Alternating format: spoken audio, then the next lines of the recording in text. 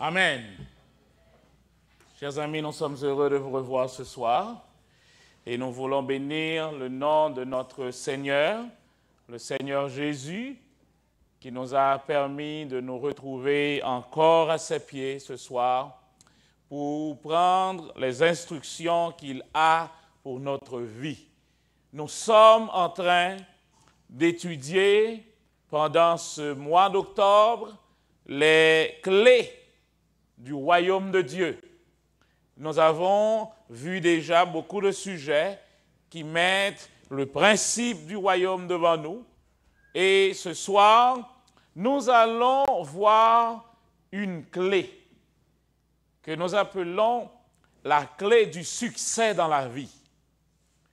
La clé du succès dans la vie. Tout le monde est à la recherche du succès. Tout le monde veut réussir. Tout le monde veut avoir des biens, avoir des richesses. Tout le monde veut le bonheur dans sa famille. Tout le monde veut vivre une vie paisible. Pour arriver à tout cela, il y a toujours des clés à savoir et les clés, ce sont des principes. Tout ce que Dieu dit, c'est ce que nous devons justement rechercher. Quand Dieu dit quelque chose, ce qu'il dit est important. Parce que la Bible nous révèle que tout ce que Dieu dit s'exécutera. Il dit et la chose arrive. On ne peut pas s'éloigner du plan de Dieu et réussir. On ne peut pas s'éloigner du plan de Dieu et réussir dans sa vie. L'échec est assuré quand on s'éloigne du plan de Dieu. Parce que nous avons lu ici déjà ensemble, dans Proverbe 19, 21, ce texte qui nous dit « L'homme peut avoir des projets, le cœur de l'homme médite des projets, mais c'est le dessein de l'Éternel qui s'accomplit. » À l'extérieur du plan de Dieu, vous ne pourrez pas réussir dans la vie. Vous pouvez monter, vous voyez que vous montez. N'oubliez pas que le système de ce monde est reposé sur quelqu'un qui est le père du mensonge. Sur quelqu'un qui est rusé à la racine, nous dit la parole. Il est rusé, il est menteur et le père du mensonge. Donc, il bâtit son royaume sur le mensonge. C'est pourquoi, quand nous constatons l'échec à travers tous les systèmes de ce monde, nous pourrons dire, mais finalement, on ne pourrait pas s'attendre à mieux que ça parce que le père de tout cela est un menteur. La loi, c'est ce qui garantit le succès. Le respect des lois, c'est ce qui garantit le succès. C'est pourquoi il est dit ici, il n'y a pas de succès instantané. Si vous voulez avoir le succès du jour au lendemain, c'est impossible parce que pour avoir le succès, il y a tout un processus à suivre, il y a des choses à respecter, il y a des lois à respecter et quand on respecte ces lois, on est sûr d'arriver au succès. Les lois, ce sont des principes. Ce soir, nous allons entrer dans quelques petits détails qui sont importants pour nous. Je vous ai déjà dit que nous sommes en train d'apprendre des choses pour notre vie. On n'est pas venu ici juste parce qu'il faut venir, mais on est venu apprendre des principes, apprendre des clés de vie. Amen. Quand on parle de loi, on parle de principe. Par définition, le mot principe, dans principe, vous voyez prince, le mot principe montre la première loi. Ici, le mot principe indique ce qui est à la base de la chose, ce qui fait fonctionner la chose. Quand quelqu'un construit un appareil quelconque, il y a dans cet appareil une loi qui est incorporée dans cet appareil. C'est ce que l'auteur, le fabricant, va appeler les principes de son appareil. C'est le premier loi. Il y a ici une loi qui est là, dans cet arbre. Cette loi dit, pour que cette graine puisse devenir un arbre, il y a une loi qui dit, cette graine doit être plantée sous la terre. Tout autant que je laisse la graine dehors, il n'y aura jamais de fruits, il n'y aura jamais d'arbre, parce que la loi dit l'arbre, la graine, la semence doit aller sous la terre pour que ça commence à pousser. Il y a une loi qui dit que le poisson doit vivre dans l'eau. Donc si je prends le poisson, je l'enlève de l'eau, le poisson va naturellement mourir. Parce qu'ici, on ne respecte pas la loi inhérente au poisson qui dit que le poisson doit vivre dans l'eau. De même, tout fonctionne par des lois. Je veux que vous arriviez à comprendre ceci. Tout dans la vie, tout fonctionne par des lois. Si vous allez à l'aéroport, vous allez voir ce gros Boeing qui peut avoir jusqu'à 800 000 livres. Et la question qu'on se pose, est-ce que cet engin peut voler? Or, on va voir que il y a une loi, la loi de la pesanteur, qui va clouer cet appareil au sol.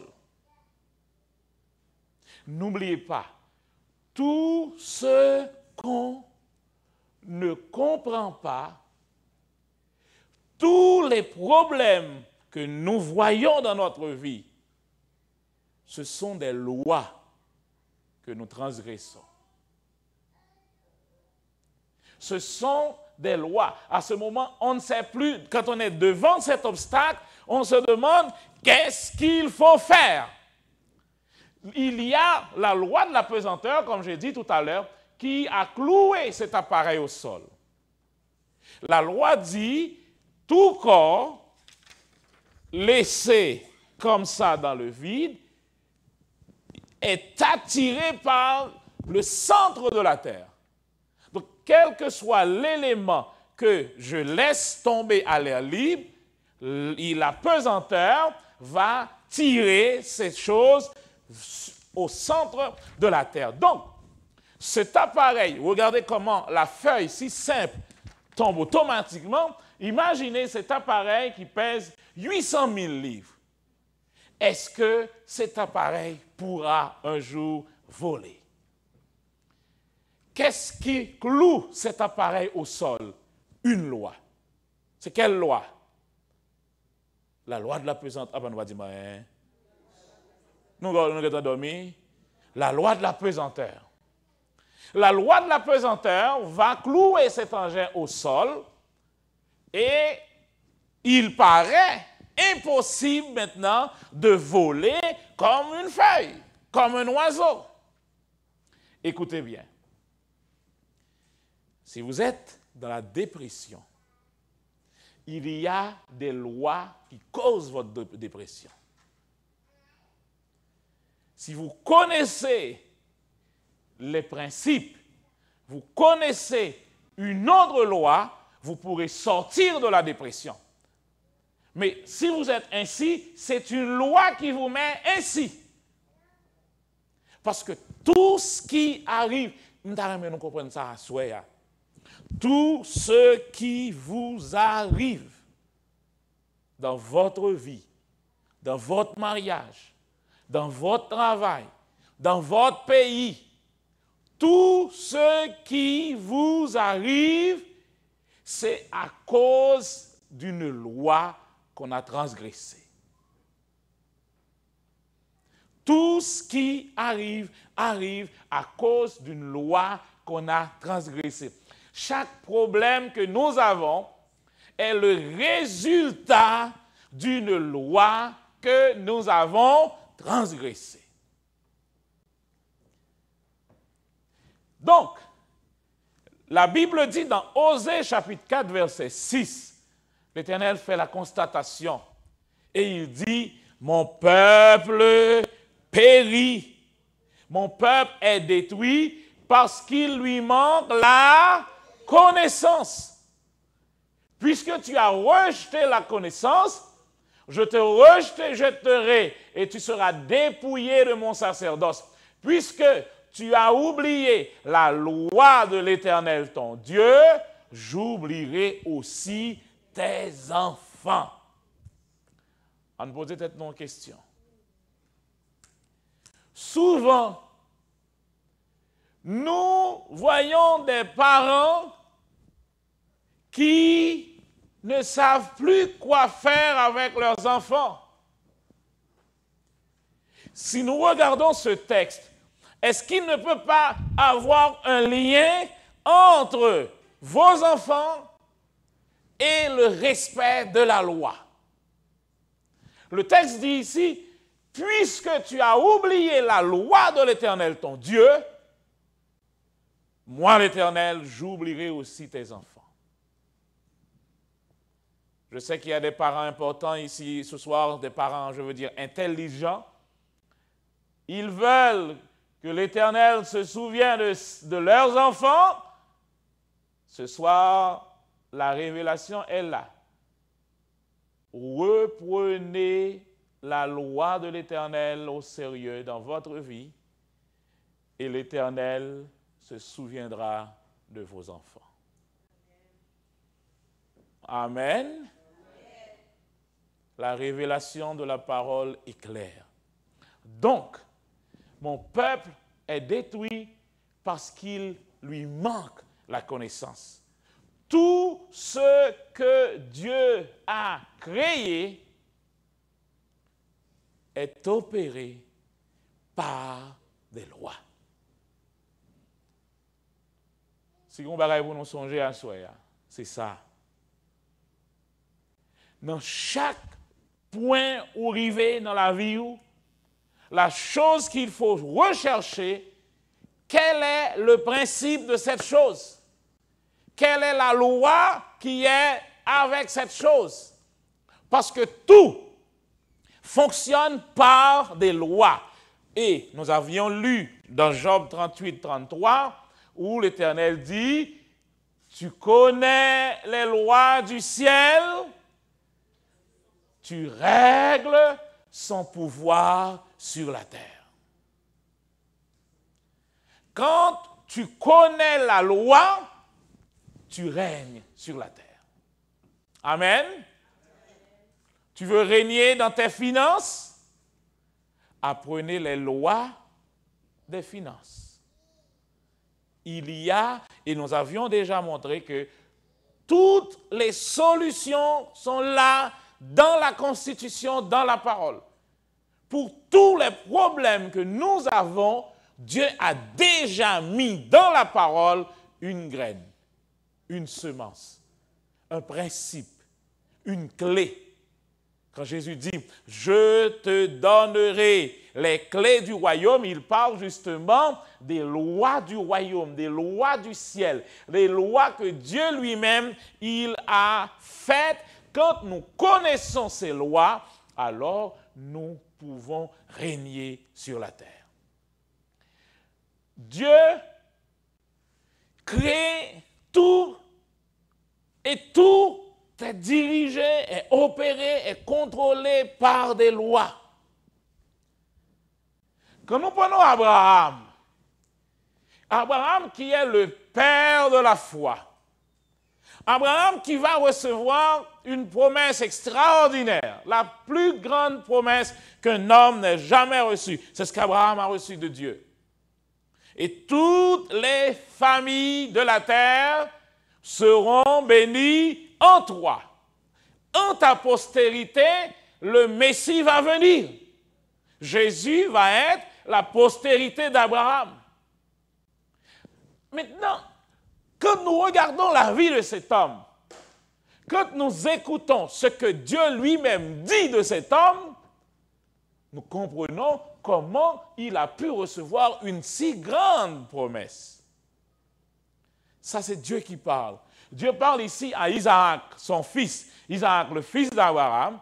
Il dit à Isaac, je vais te donner toute la postérité, toutes les richesses. Je vais te bénir suivant ce que j'avais promis à Abraham, ton père. Pourquoi? Parce que, je vous entends, nous dormons sous moi. Nous dormons sous moi, oui. Parce qu'Abraham a obéi à ma voix et qu'il a observé mes ordres, mes commandements, mes statuts et mes lois. Ah! Abraham a obéi à ma voix. Abraham a observé mes ordres. Abraham a observé mes commandements, mes statuts et mes lois. Donc, Abraham est devenu mon ami. Pour cela, toi, son fils, tu vas avoir toute la bénédiction. J'ai une question ici. Est-ce que nous sommes sauvés par la loi? Nous ne pas dire non. Le texte dit, nous sommes sauvés par la grâce. Mais il y a quelque chose qu'on constate à travers la terre.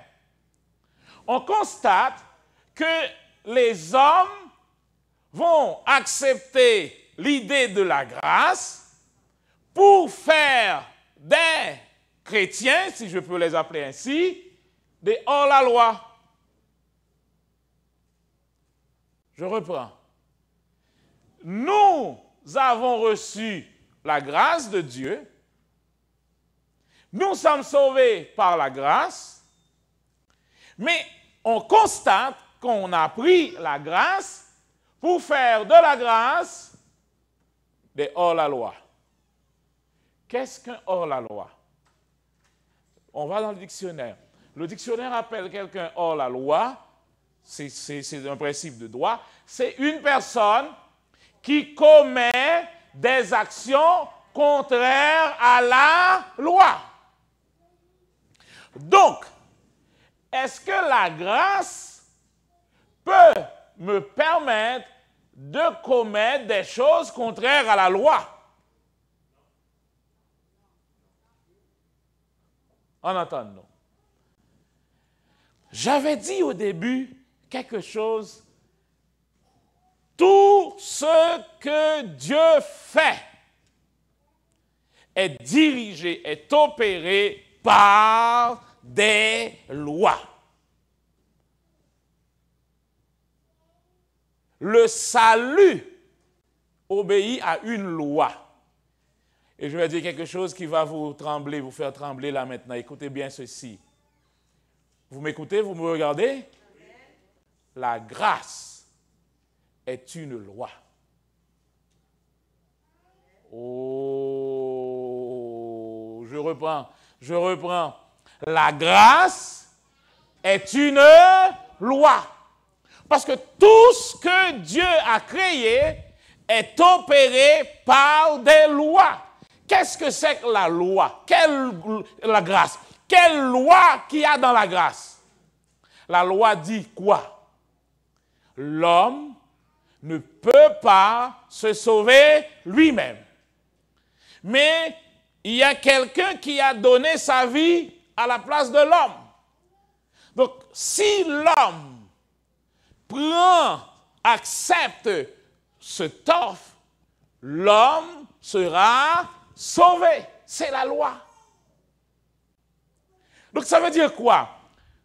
Jésus a déjà donné sa vie sur la croix et le salut est garanti pour toute la planète Terre, mais tout le monde n'est pas sauvé. Pourquoi? Parce que le salut, la grâce, est une loi. Or, si vous me dites que vous êtes un hors-la-loi, ça veut dire vous commettez des actions contraires à la loi. Donc, même la loi de la grâce, vous n'obéissez pas, vous n'êtes pas sauvé. Oh.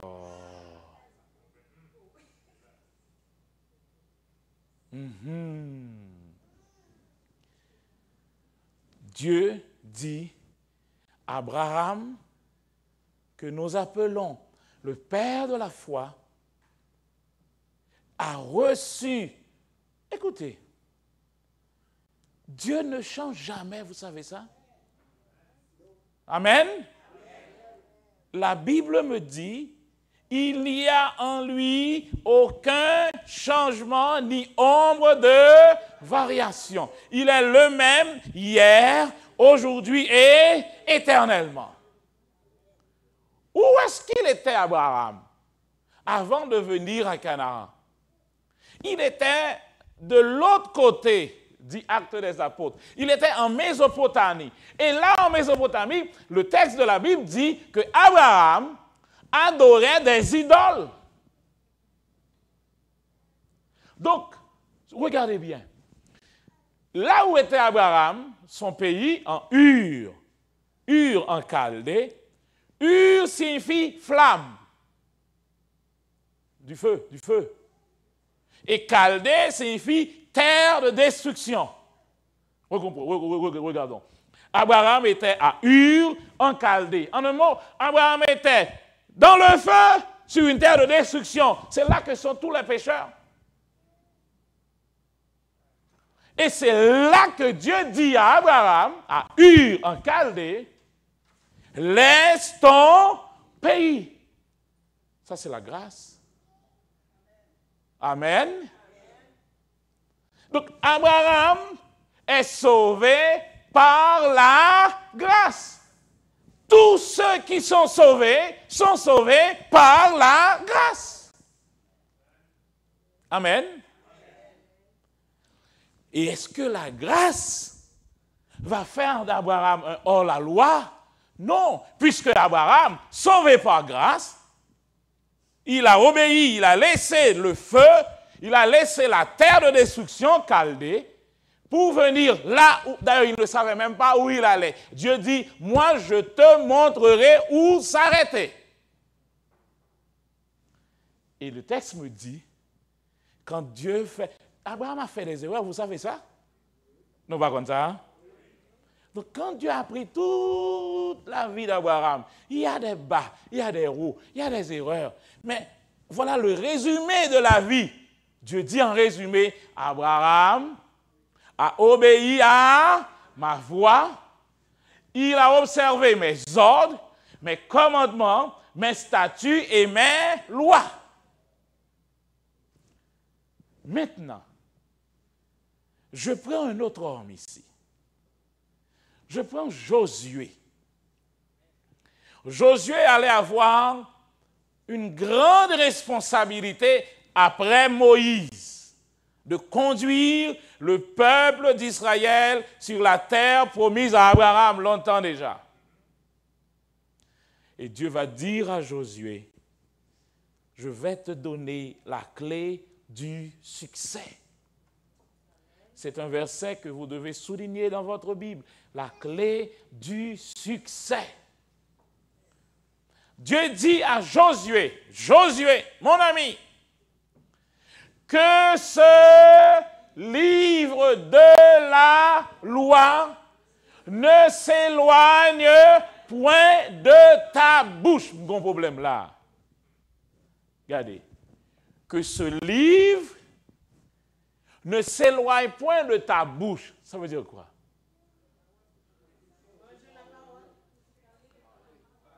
Donc, le livre, c'est la parole. Bon. Que ce livre ne s'éloigne point de ta bouche. Donc, c'est à toi de mettre ce livre en toi, dans ton cœur, pour que ce livre puisse sortir de ta bouche. Amen. Il faut comprendre le processus de Dieu. Que ce livre ne s'éloigne point de ta bouche. Comment je vais faire pour que ce livre puisse entrer dans mon cœur? C'est par la méditation. Médite-le jour et nuit. Pour faire quoi? Pour agir comment? Fidèlement selon tout ce qui y est écrit. Et le texte dit, voilà, mon ami Josué, comment ton mariage va réussir. Voilà comment ton business va réussir en tant qu'entrepreneur. Voilà comment tes études vont réussir. Voilà comment ta vie professionnelle va être une réussite. Et le texte dit, c'est alors que tu auras du succès dans toutes tes entreprises. C'est alors que tu réussiras.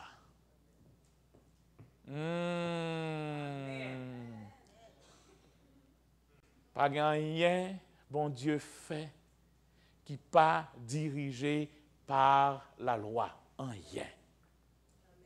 Le soleil ne peut pas faire des choses contraires à ce que Dieu lui a dit de faire. Le soleil doit faire quoi? Il doit éclairer, il doit envoyer sa lumière viendra pour faire pousser les plantes, sa lumière viendra détruire les microbes, il donnera la clarté pendant le jour. C'est la loi que le soleil suit. Depuis que le soleil est créé, le soleil respecte la loi. La lune respecte la loi. Les arbres respectent la loi. Pierre Mango n'est pas capable de permettre, il dit, bon, parce que Haïti est trop méchant, moi, je ne peux pas Mango encore. Il n'est pas capable.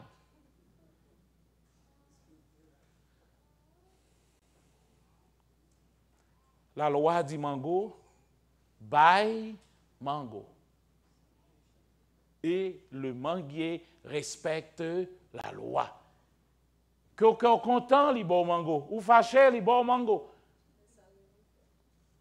Mais le manguier obéit à la loi. Ça veut dire, si vous prenez la semence, le noyau, vous le mettez sur votre étagère, vous n'aurez jamais de mango. Parce que le manguier obéit à la loi qui lui dit, il doit être planté dans la terre pour donner le fruit. Je prends un petit bonhomme, un petit tonton, on l'appelle David. David, c'est comme si, quand vous regardez le texte, même son père l'avait ignoré, l'avait minimisé. Donc, il y a un petit idée, oui, mais il va pas voir. Alors que Dieu va dire de ce petit garçon, il est l'homme selon mon cœur. Quand Dieu dit quelque chose, il faut vérifier, il faut aller dans ce que Dieu dit. Dieu dit de David, il est l'homme selon son cœur. Mais qu'est-ce qu'il fait? Et écoutez, David a eu tellement de considération aux yeux de Dieu que dans le royaume des cieux, il y a une clé qui porte le nom de David. Ah! Nous ne pouvons pas dire là, non, là, nous ne pouvons pas dire non, nous ne pas bon, non, là. Moins bon et nous pas bon, hein? Il y a une clé dans le royaume de Dieu. Allez dans Apocalypse, vous allez trouver qu'il y a une clé qui porte le nom de David. Donc, ça veut dire dans le royaume, là, il y a une rue qui est la rue David. Et cette clé, le texte dit, il tient dans sa main la clé de David. Avec cette clé, quand il ouvre, personne ne peut fermer. Et quand il ferme, personne ne peut ouvrir. Amen. David a eu une si grande considération aux yeux de Dieu. Donc, il est important pour nous faire zoom sur David un moment. Comment David a-t-il pu être l'homme selon le cœur de Dieu? Écoutez, il y a deux choses. Il y a la voix de Dieu, il y a les œuvres de Dieu.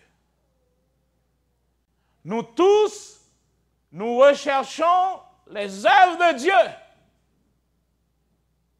Les œuvres de Dieu, c'est la main de l'Éternel. Les œuvres de Dieu, ce sont les miracles, ce sont les bénédictions que nous recherchons. Nous voulons la bénédiction.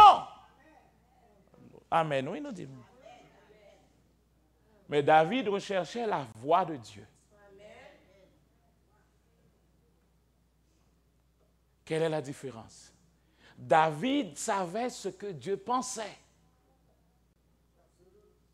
Le texte dit aussi de Moïse, il a montré sa voix à Moïse et ses œuvres aux enfants d'Israël. Donc, le monde qui a monté côté pour venir parler avec face à face là, c'est le monde qui compte voir.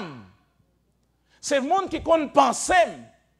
C'est celui qui a mes voix, mes ordonnances, mes statuts, mes préceptes, mes commandements et mes lois. À partir de ce moment, cet homme sera l'homme selon mon cœur. Mais souvent, nous voulons la bénédiction de Dieu. Mais est-ce que nous savons, nous prenons du temps pour savoir qu'est-ce que Dieu pense? Bon Dieu bénit, mais qui ça, bon Dieu, penser? Est-ce que vous prenez le temps pour dire, Seigneur, montre-moi tes voix. Quelle est ta pensée sur cette histoire? Alors regardez. Regardez. Nous avons parlé de la loi. C'est un principe qu'on ne peut pas changer. Regardez. David a obéi. On va voir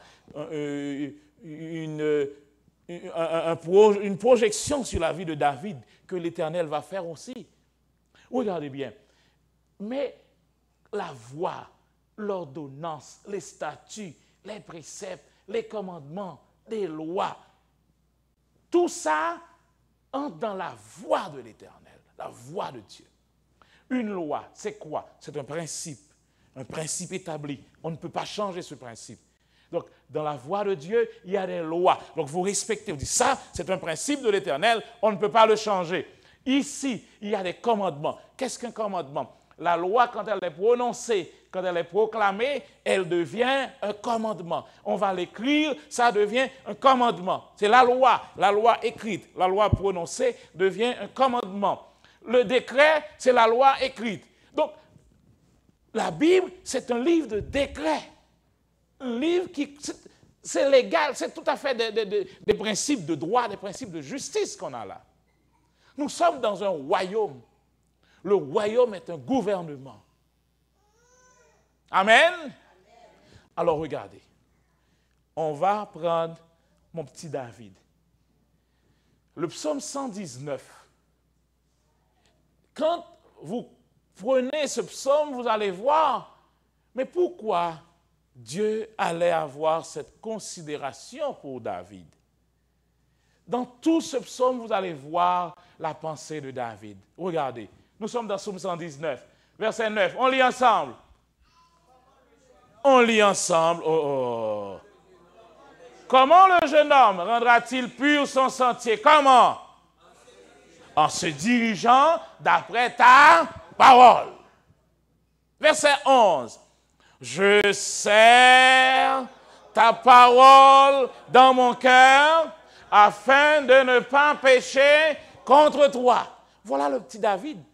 Il sait qu'un jeune garçon, une jeune fille, pour avoir le sentier droit, pour avoir un cœur pur, doit marcher selon la parole.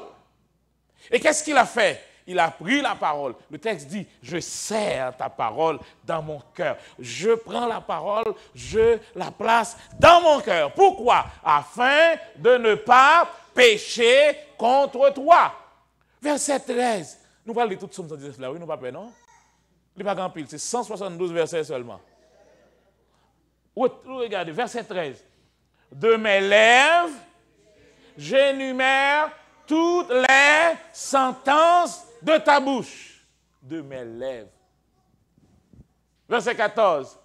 Je me réjouis en suivant tes préceptes, comme si je possédais les trésors. Oh, voici le petit David. Verset 15. Je médite tes ordonnances. J'ai tes sentiers sous les yeux. Verset 16. Je fais mes délices de tes statuts. Je n'oublie point ta parole. Regardez. Sentence, précepte, ordonnance, sentier, statut, parole. J'ai mis tout ça devant moi. Verset 34. Donne-moi l'intelligence pour que je garde ta loi et que je l'observe de tout mon cœur. Conduis-moi dans le sentier de tes commandements, car je l'aime. Verset 36. Incline mon cœur vers tes préceptes et non vers le gain. Oh! Vous allez comprendre pourquoi son fils va dire plus tard.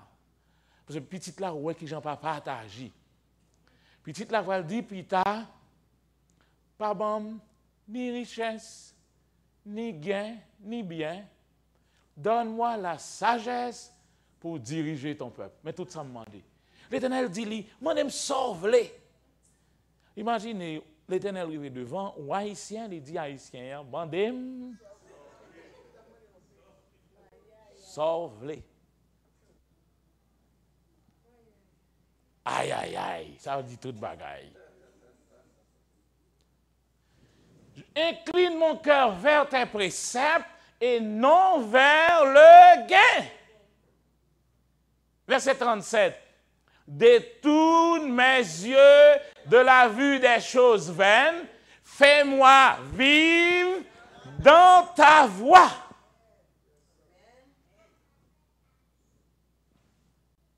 Et puis, Dieu va dire de cet homme qui a ses sentences, ses préceptes, ses ordonnances, ses sentiers, ses statuts, sa parole, sa loi, ses commandements, sa voix, ses préceptes, il va dire, j'ai trouvé en David un homme qui marche selon mon cœur. Amen. Donc, Abraham a observé mes lois, mes commandements, mes statuts, mes préceptes et ma foi. J'ai fait d'Abraham l'homme le plus heureux de la planète. En lui, toutes les familles de la terre seront bénies. David respecte ma loi, mes commandements, mes préceptes, ma voix. J'ai fait de David l'homme selon mon cœur. Josué, pour réussir dans toutes tes entreprises, que ce livre de la loi ne s'éloigne jamais devant ta bouche. Et vous et moi maintenant. Ecclésiaste 12. Ah! Bon Dieu va oublier nous. Amen. Nous ne pouvons pas manger, mes amis, nous devons oublier nous galères. Dieu ne nous a pas oubliés. Dieu ne change pas. Il est le même hier, aujourd'hui et éternellement. Ce qu'il était pour Abraham, il l'est aussi pour nous. Amen. Donc, si Abraham a obéi à sa voix, à ses statuts, à ses commandements, à sa loi, voilà ce que Dieu a fait d'Abraham. Et si moi, je cherche ses statuts, ses commandements, sa loi, sa voix, qu'est-ce que Dieu va faire de moi? Dieu ne change pas. Tout fonctionne d'après la loi. Vous aurez les mêmes résultats. La Bible dit, ces choses ont été écrites pour notre instruction. Pour réussir dans la vie, dans cette vie, la clé du succès, c'est d'obéir à la voix de l'Éternel, de respecter ses lois, ses ordonnances et ses statuts. Amen. Amen. Amen. Écoutons la fin du discours. On doit lire ce verset ensemble. Tout le monde, je vous écoute. Écoutons, crains Dieu et observe ses commandements. C'est là ce que doit Abraham. Pourquoi ça nous dit tout homme là? C'est Abraham et David qui a fait un bagage comme ça, pas nous. D'ailleurs, nous sommes au Québec. Nous sommes au Nord-Amérique. Gros pays. Est-ce que nous pouvons observer les commandements de l'Éternel dans ce grand pays? Ah ben on dit Amen. Écoutons la fin du discours. Crains Dieu et observe ses commandements. C'est là ce que doit tout homme. Amen. Donc, la loi ou les commandements de Dieu, ce n'est pas pour une partie de la population. Ce n'est pas pour un pays. Ce n'est pas pour un peuple. Toutes les nations de la terre seront bénies en toi. Toutes les nations de la terre auront les mêmes bénédictions que toi. Toi, tu as observé mes lois, mes commandements, mes statuts, mes préceptes. Donc, quelle que soit la nation, si cette nation obéit à ma loi, obéit à mes préceptes, à mes statuts, à mes lois, les paroles de ma bouche, cette nation va recevoir les mêmes bénédictions que Abraham. Voilà comment sauver Haïti.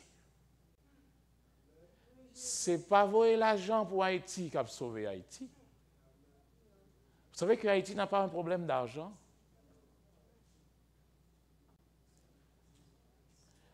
Haïti n'a pas un problème de manger. Il y a manger en Haïti. Oh? Nous va dire maintenant. Haïti a des avocats. Haïti a des maïgriers. Haïti a des cham-cham. Haïti a des tom-tom. Il y a lalo. Il y a kalalou gombo. Il y a des semences en Haïti. Haïti n'est pas pauvre. Quelle richesse qu'il y avait en Éden? En Éden, il y avait des gratte-ciel. En Éden, il n'y avait pas de gros buildings. Mais est-ce qu'en Éden, est-ce qu'Éden était riche? Oui. Mais Haïti a la même richesse que l'Éden.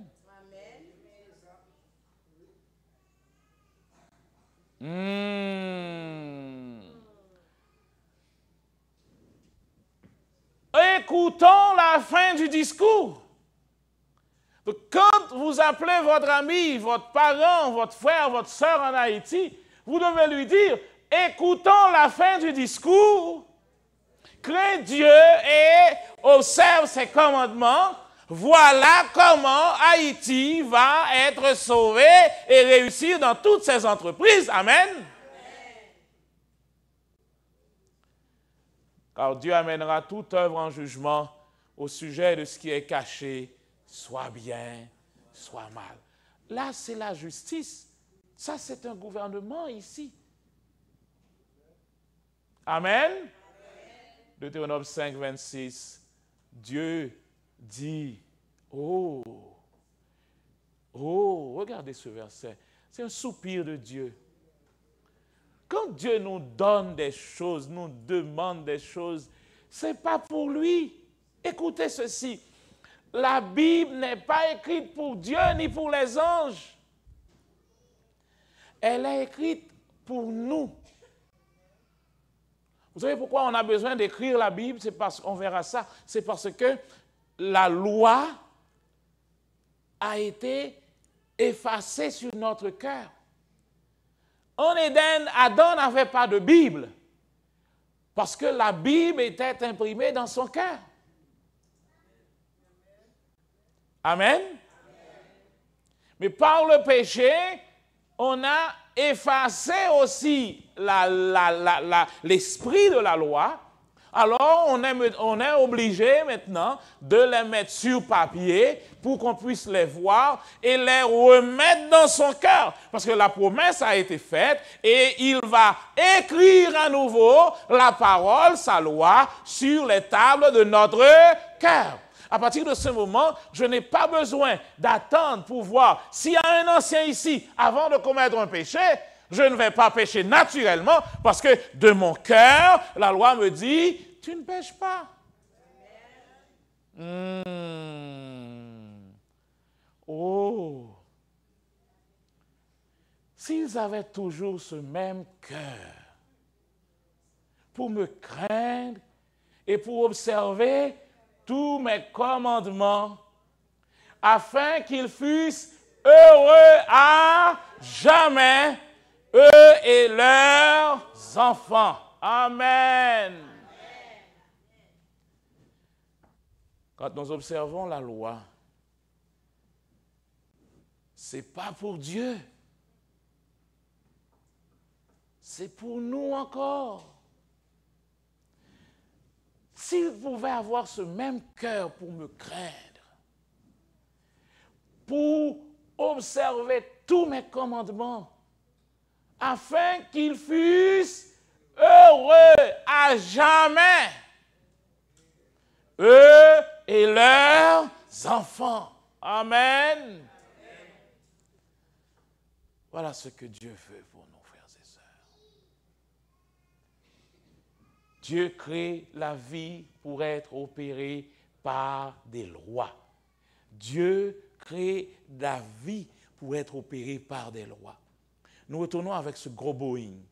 Le 800 000 livres est cloué par terre à cause de la loi de la pesanteur.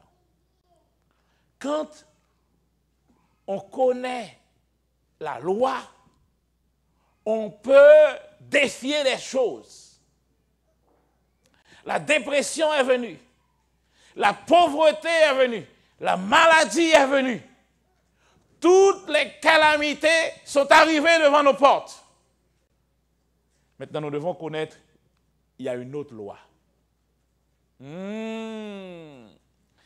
L'avion que vous voyez là, à 800 000 livres, est cloué au sol par la pesanteur. Mais on a vu qu'il y a une deuxième loi. Cette loi, on va l'appeler la loi de l'aérodynamique. Qu'est-ce que cette loi va faire? Quand cette loi est appliquée, automatiquement, la loi de la pesanteur va céder à la loi de l'aérodynamique. Amen.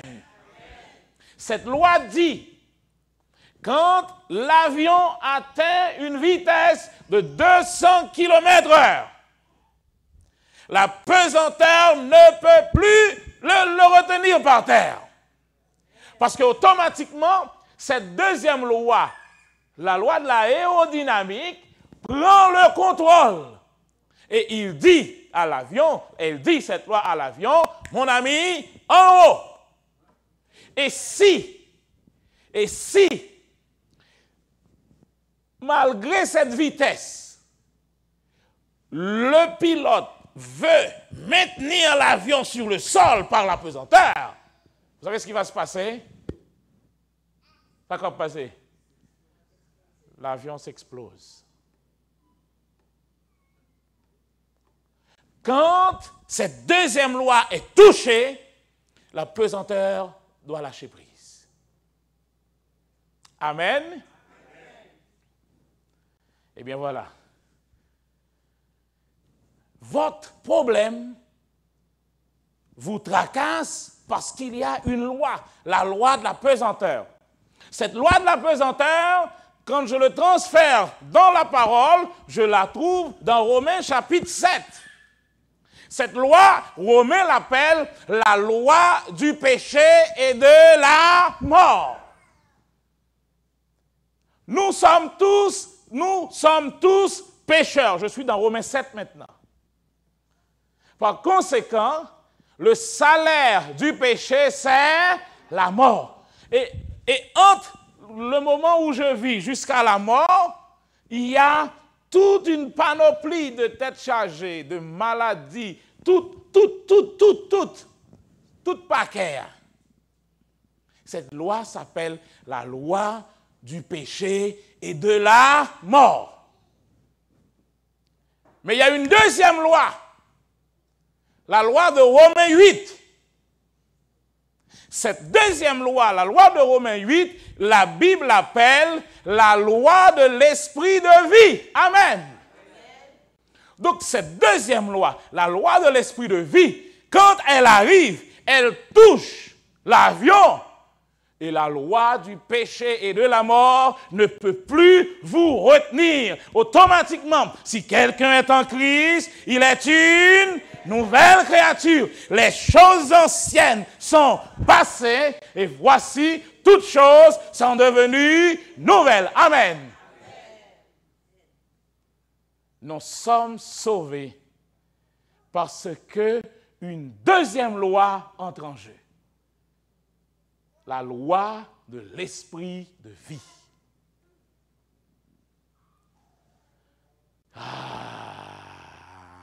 Maintenant, nous pouvons faire la même chose que l'aigle.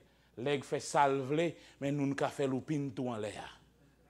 Parce qu'il y a une autre loi que nous avons découverte. C'est cette loi que l'aigle utilisait lui-même. Donc, quand l'aigle prend cette loi, la loi de l'aérodynamique, il faisait ce qu'il voulait en l'air, mais quand nous avons découvert aussi cette loi, nous faisons la même chose.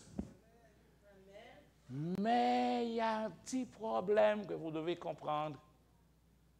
L'avion obéit à cette deuxième loi, mais cette loi dit il faut garder la vitesse. Il faut maintenir la vitesse. Quand vous donnez votre vie à Jésus, automatiquement, la loi de l'esprit de vie vous prend en charge, mais vous devez marcher par l'esprit. Amen. Gardez la vitesse. Supposons, je dis, bon, ok, la loi de l'aérodynamique est en fonction, parce que quand cette loi est en fonction, je suis libre de la loi de la pesanteur, je suis au-dessus de la pesanteur. Mais si je vais en l'air, il me dit, éteins le moteur.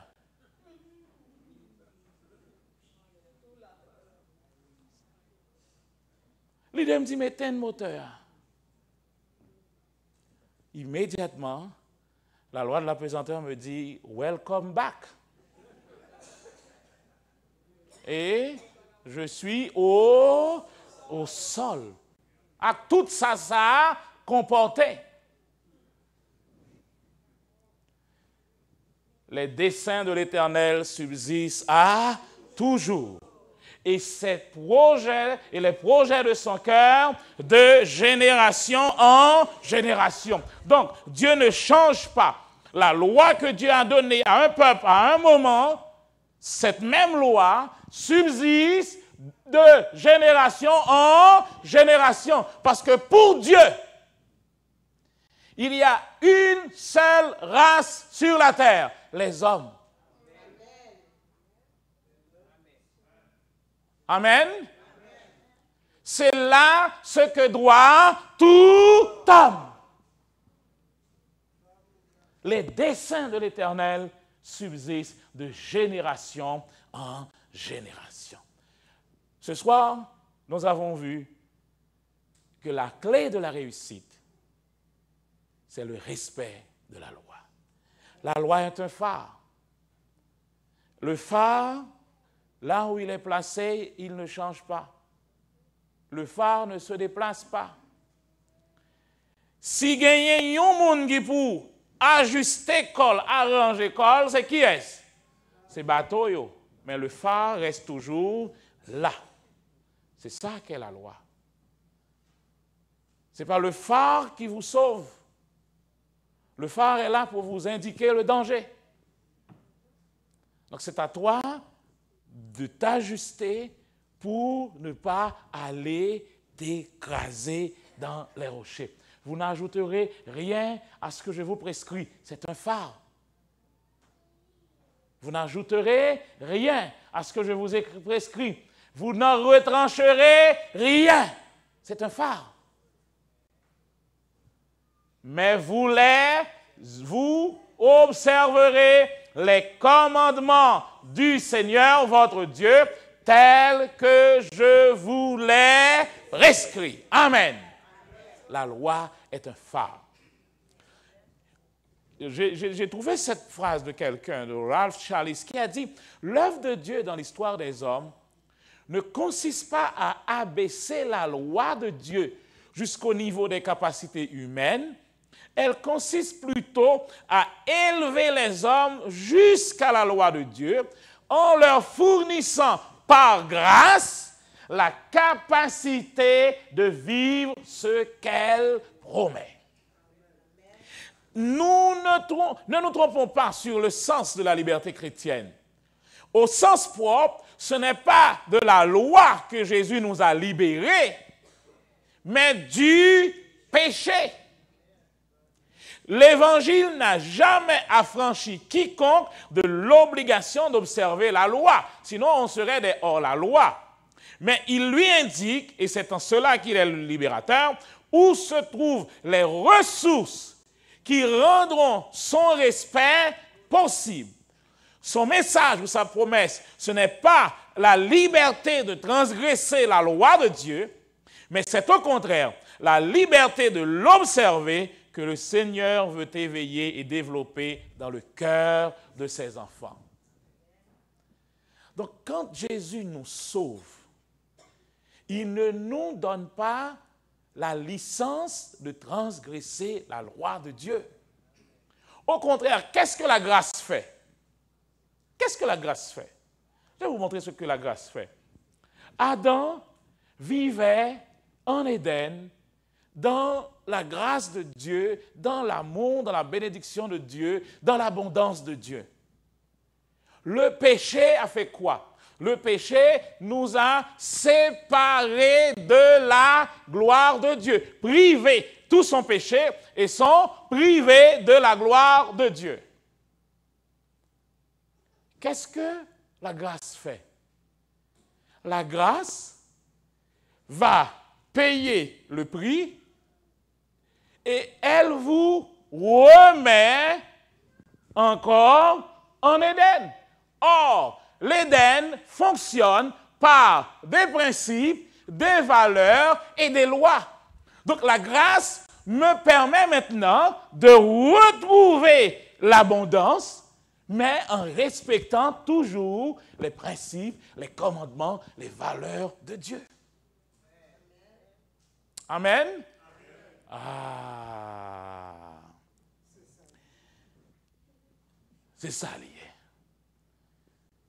On continuera demain soir et là, on va voir des petits détails. Mais rappelez-vous bien de ceci. La Bible établit les standards de vie du royaume de Dieu. Elle présente les pénalités, parce que nous avons des droits et aussi nous avons des devoirs. Donc, elle va nous montrer, si on ne respecte pas, voilà ce qui va se passer. Quand on dit que nous sommes libres de respecter un territoire, mais ce territoire a des barrières. Le Canada est un pays libre, oui ou non? On ne va pas traverser les États-Unis, j'en voulais. Vous êtes libre tout autant que vous êtes au Canada. La liberté ne veut pas dire que vous pouvez traverser les frontières. Vous êtes libre à l'intérieur d'un territoire quelconque. Dieu dit à Josué, et souvent, vous savez, nous utilisons des fois des textes de la Bible, et l'apôtre Pierre dit, nous utilisons des textes de l'apôtre Paul, nous les déformons, mais c'est pour notre malheur. Mais c'est exactement ce que le mal fait. Il déforme des choses. Le texte dit, tout lieu que foulera la plante de tes pieds t'appartient. Mais nous ne va jamais lire cela, non? Ça reste là dit. Où elle est? Où elle est? Nous pas lire cela. Reste là, bye, bonne yo. Reste l'autre verset, ah oui, li bye bonne là, de tel endroit à tel endroit, de tel autre à tel autre. Dans mi-temps ça, tout lieu que foulera la plante de tes pieds, je te le donne. Mais si Josué a foulé l'Égypte, Dieu ne lui donne pas l'Égypte parce que l'Égypte pas la donne. Donc, si vous sortez là, vous arrivez devant palais et Harper, et vous dites, la Bible dit, tout lieu que foulera la plante de mes pieds m'appartient. Vous commencez à faire la vie ronde devant palais Harper, ou pas de palais Harper. La police, GRC a dit, mettez ça en côté pour moi. La liberté respecte les bornes. Amen. Tout ce que Dieu fait respecte la loi. Et quand on respecte la loi, on a la clé pour la réussite. Amen. Amen. Je voudrais voir la main de tous ceux qui, dimanche soir, avaient pris mon enveloppe. Tous ceux qui avaient pris mon enveloppe dimanche soir, parce que dans cette enveloppe-là, tous ceux qui sont ici, qui avaient pris cette enveloppe, on va maintenant passer l'enveloppe à ceux qui n'étaient pas là.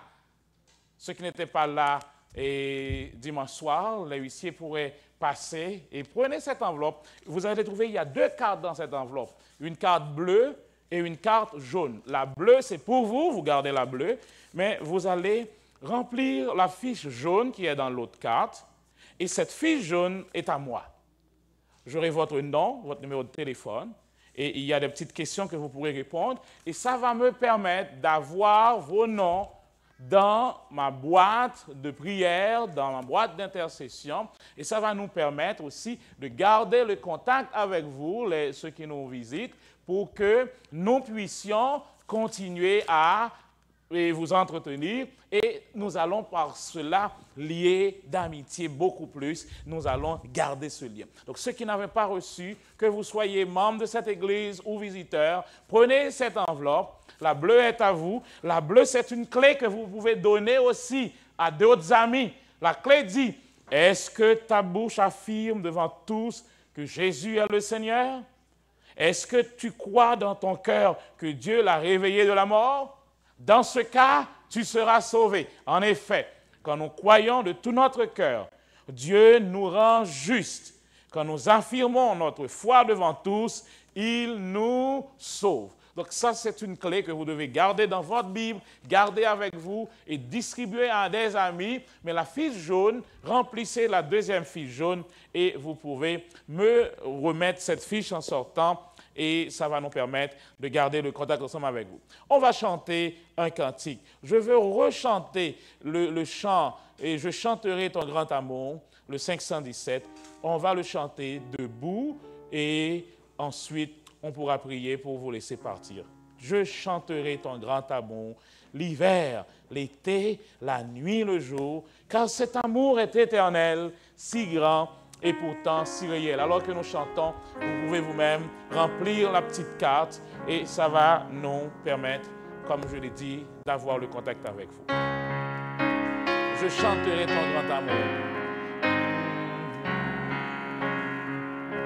Je chanterai ton grand amour, l'hiver, l'été, la nuit, le jour, car cet ami est éternel, si grand et pourtant si réel,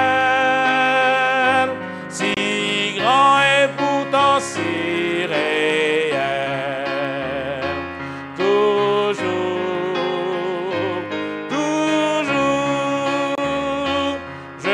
Chanterai ton grand amour, toujours,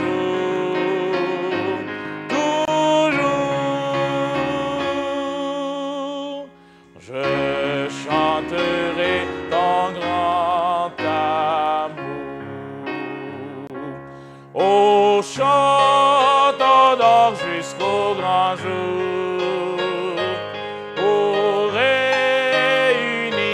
Ton amour, grand Dieu, nous verrons tes splendeurs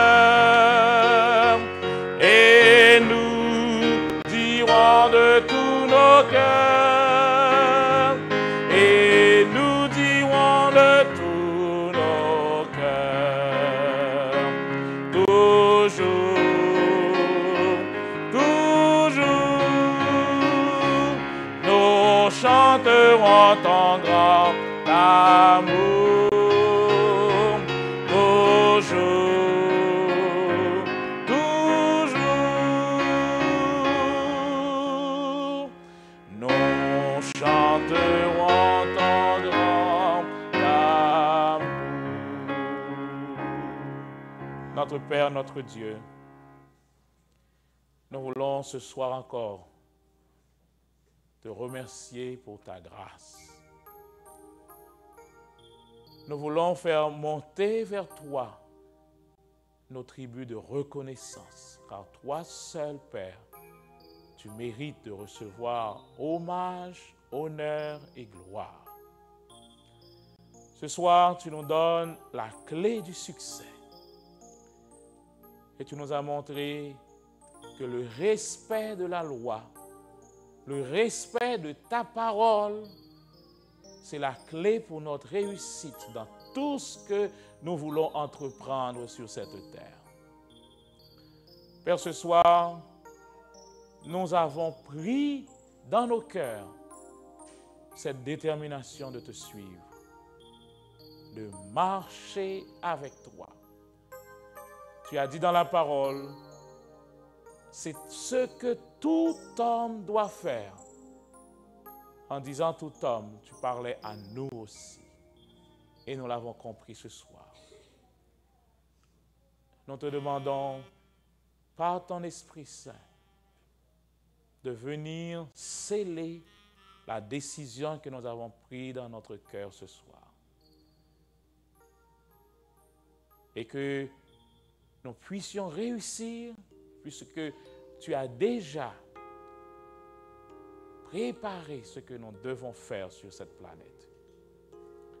Nous allons rentrer chez nous, que tu nous accompagnes par tes saints anges.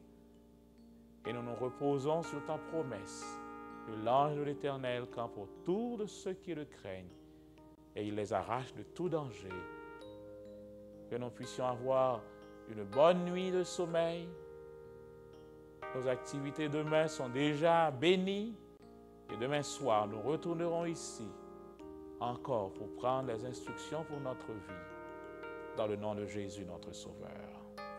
Amen.